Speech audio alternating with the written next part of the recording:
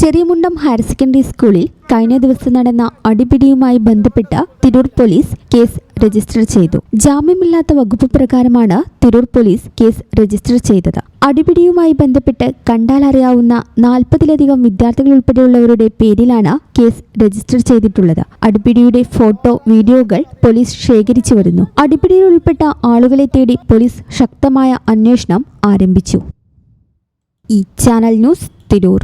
പഴയ സ്വർണ്ണമോർത്ത് ഇനി വിഷമിക്കേണ്ട. കവിത ഗോൾഡ് ആൻഡ് ഡയമണ്ട്സിൽ ഇതാ monsoon gold exchange ഫെസ്റ്റിവലും NRI ഫെസ്റ്റും.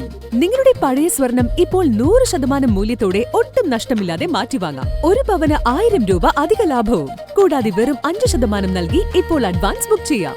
Book ചെയ്ത ദിവസത്തെ വിലയോ വാങ്ങുന്ന ദിവസത്തെ വിലയോ ഏതാണോ കുറവ്, ആ കുറഞ്ഞ വിലയിൽ പർച്ചേസ് ചെയ്യാം. ഫ്രീ ഇൻഷുറൻസും ലൈഫ് ടൈം മെയിന്റനൻസും ഇതോടൊപ്പം ലഭിക്കുന്നു. കവിത ഗോൾഡ് ആൻഡ് ഡയമണ്ട്സ്. പഴയത് മാറ്റി പുത്തൻ തിളക്കത്തോടെ മടങ്ങൂ.